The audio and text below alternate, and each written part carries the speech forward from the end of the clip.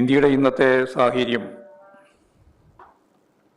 സംഘപരിവാർ ശക്തികൾക്ക് ഞെട്ടലുണ്ടാക്കുന്ന ഒന്നാണ് എന്നെല്ലാവർക്കും അറിയാം. രാജ്യത്തെ കുത്തഴിഞ്ഞ വിദ്യാഭ്യാസ സമ്പ്രദായത്തിനെതിരെ ഡൽഹി ജന്തർ മന്ദിറിൽ CJPയുടെ ആഭിമുഖ്യത്തിൽ ആരംഭിച്ച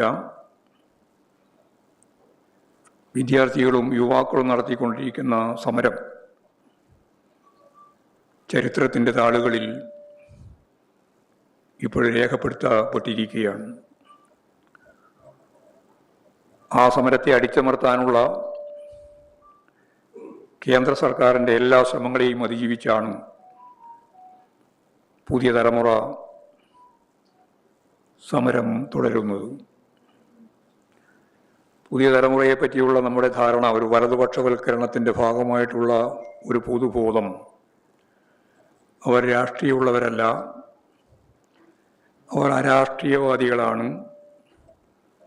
അവർ ഈ രാഷ്ട്രീയം ശ്രദ്ധിക്കുന്നില്ല എന്നുള്ള ആരോപണമായിരുന്നു പൊതുവെ രാഷ്ട്രീയ പ്രസ്ഥാനങ്ങൾ ഉൾപ്പെടെ പലരും മുന്നോട്ടേക്ക് വെച്ചത് ഈ വലതുപക്ഷവൽക്കരണത്തിൻ്റെ ഭാഗമായിട്ട്. എന്നാൽ അതല്ല, എത്ര ശക്തമത്തായ അടിച്ചമർത്തലുകൾ ഉണ്ടായാലും അവർ മുന്നോട്ടേക്ക് വെച്ച രാഷ്ട്രീയ മുദ്രാവാക്യം തന്നെ, അതുമായി ഞങ്ങൾ മുന്നോട്ടേക്ക് പോകുമെന്ന് പ്രായപൂർത്തിയാവാത്ത വിദ്യാർത്ഥികളും വിദ്യാർത്ഥിനികളും അവരോടൊപ്പം ചേർന്ന യുവാക്കളും സജീവമായിട്ട് മുന്നോട്ടേക്ക് വരുന്നൊരു കാഴ്ചയാണ് നമ്മൾ കണ്ടത്.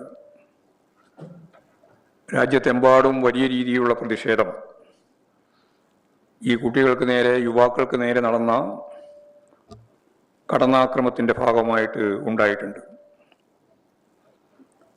നമുക്കറിയാം, നീറ്റ് പരീക്ഷ വലിയ രീതിയിലുള്ള കൃത്രിമം നടത്തി പരീക്ഷ തന്നെ റദ്ദാക്കേണ്ടി വന്ന സന്ദർഭത്തിൽ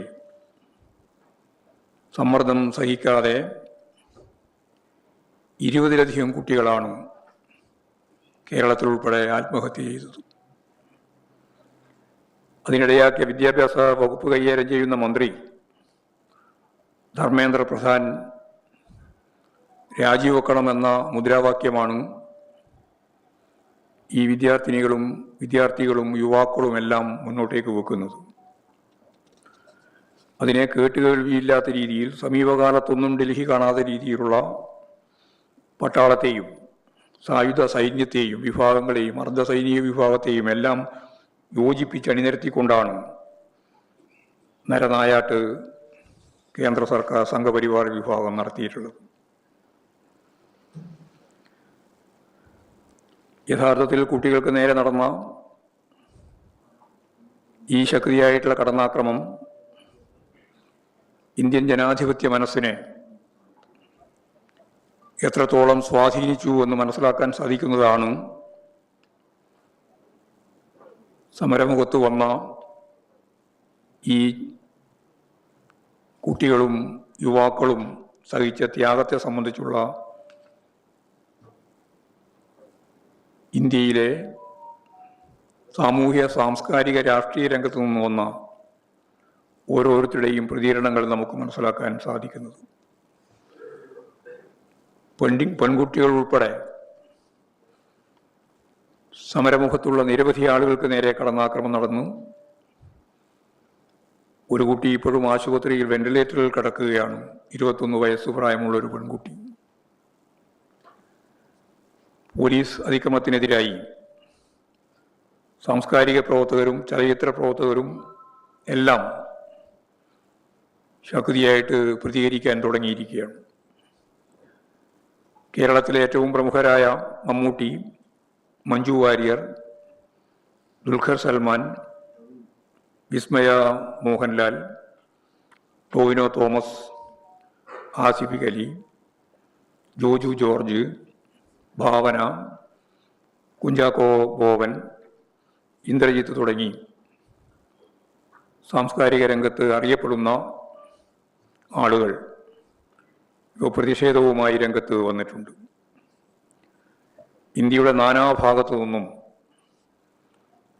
എല്ലാ മേഖലയിലുമുള്ള വിവിധ തരത്തിൽ വ്യക്തിമുദ്ര പതിപ്പിച്ച പ്രഗത്ഭ വ്യക്തികൾ സമരവുമായി ഐക്യദാർഢ്യം പ്രകടിപ്പിക്കുന്ന ഒരു പുതിയ രീതിയാണ് നമ്മൾ ഇന്ത്യയിൽ കാണുന്നത്.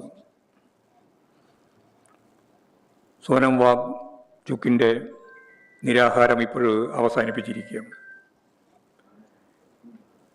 ഇത്തരം പ്രതിഷേധവുമായിട്ട് വരുന്ന സാംസ്കാരിക പ്രവർത്തകർക്കും അതുപോലെ തന്നെ വിവിധ തലങ്ങളിൽ പ്രവർത്തിക്കുന്ന വ്യക്തിത്വത്തിനുമെതിരായി സംഘപരിവാർ വിഭാഗം രംഗത്ത് വന്നു കഴിഞ്ഞിട്ടുണ്ട്.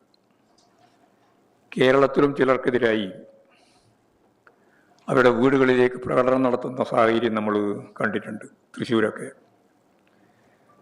ജനങ്ങൾക്കൊപ്പം അണിനിരക്കുന്ന പ്രതിബദ്ധത കാണിക്കുന്ന ആളുകൾക്കെതിരായിട്ട്, ഈ പ്രശസ്ത വ്യക്തികൾക്കെതിരായി സംഘപരിവാർ നടത്തുന്ന ഭീഷണിയെ, അവർ നടത്തിക്കൊണ്ടിരിക്കുന്ന അക്രമങ്ങളെ ഫലപ്രദമായി പ്രതിരോധിക്കുന്നതിന് കേരളത്തിന് സാധിക്കും.